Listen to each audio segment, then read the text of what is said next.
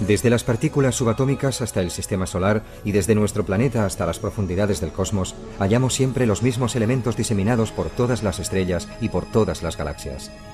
La materia común lo forma todo, incluso a todos nosotros y lo que nos rodea.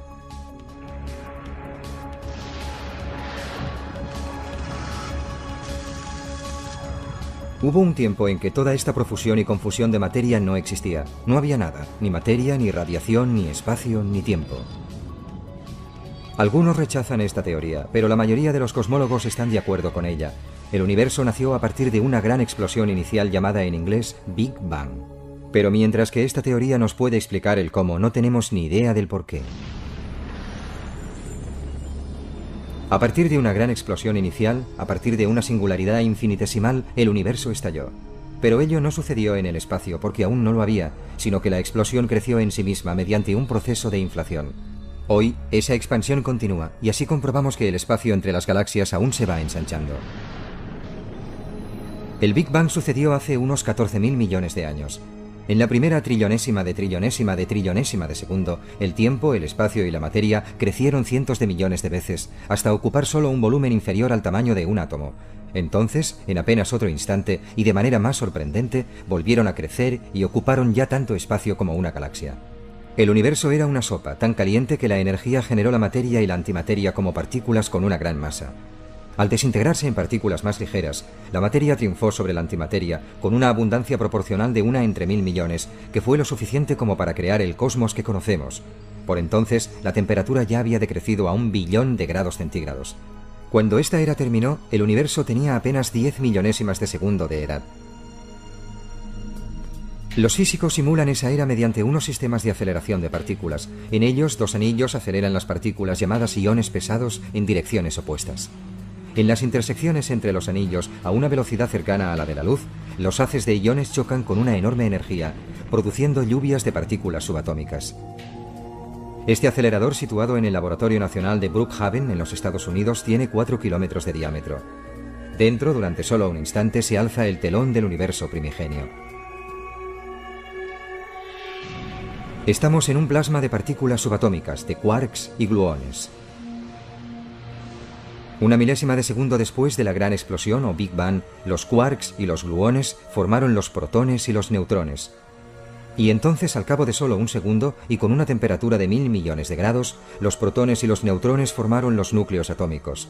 3 minutos después aparecieron ya los primeros elementos como el hidrógeno, el helio y un poco de litio. Los electrones, aquí en azul, fueron capturados durante los 350.000 años siguientes en órbitas cerradas alrededor de los núcleos atómicos. La temperatura había descendido ya hasta solo 3000 grados.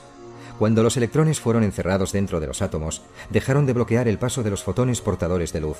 De repente, la niebla se despejó y el universo se volvió transparente. Y así comenzó la era dominada por la materia. De las nubes de gas de hidrógeno y helio se formaron las galaxias. Las galaxias formaron cúmulos y los cúmulos filamentos. Y así ha seguido hasta ahora, siempre en expansión, enfriándose poco a poco. Esta expansión es la principal prueba que apoya la teoría del Big Bang. Pero aún hay más. 350.000 millones después de la gran explosión inicial, justo cuando el cosmos se hizo visible, una radiación impregnó todo el universo. Se la conoce como la radiación del fondo de microondas. Fue descubierta por casualidad en el año 1965 como un débil silbido. Esta antena lo captaba en todas las direcciones del cielo. Cuando esta radiación fue emitida, el universo se había enfriado desde casi un calor infinito a apenas 3000 grados de temperatura. Se originó como una radiación ultravioleta, pero su frecuencia se fue desplazando hasta las microondas a medida que el universo se expandía y se enfriaba. Actualmente la temperatura cósmica está justo por debajo de los 270 grados centígrados bajo cero.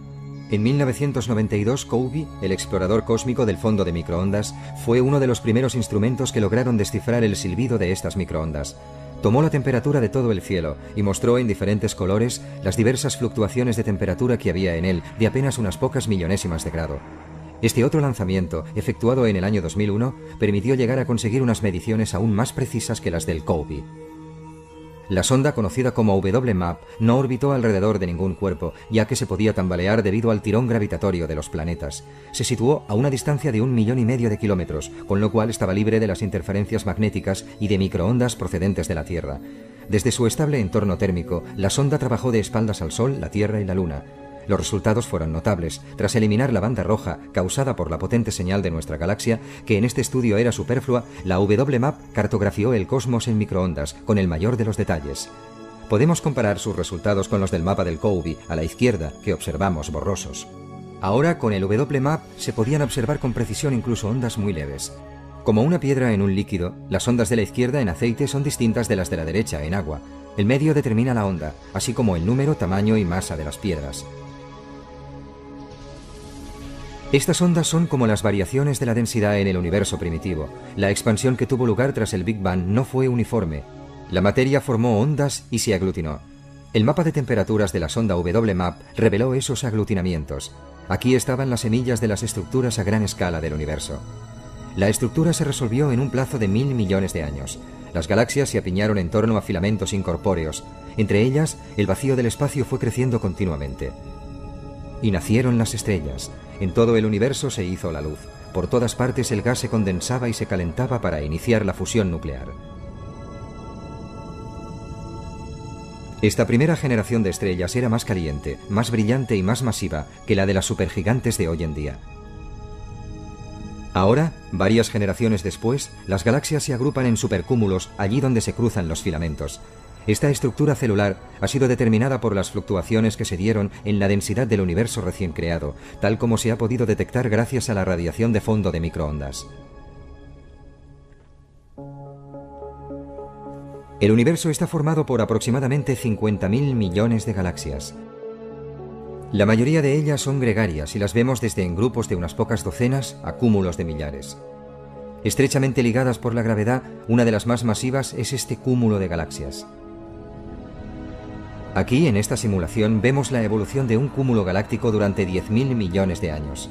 Observamos cómo las galaxias chocan y se combinan entre sí.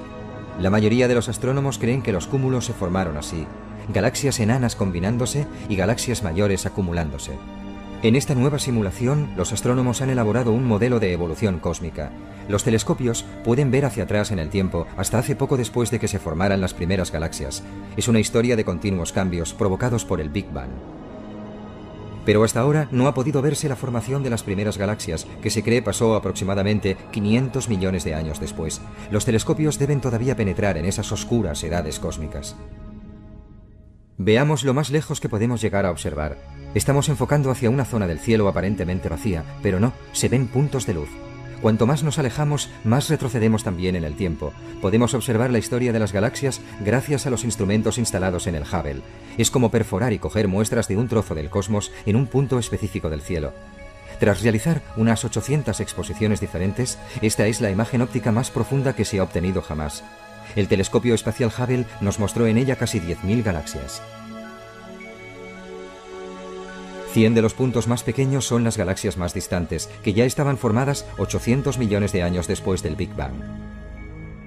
Las galaxias con una forma irregular se formaron en épocas muy primitivas, cuando el universo era más caótico. En contraste, situada más cerca y con una edad mucho más joven, vemos en primer plano una galaxia espiral, ahora bastante común.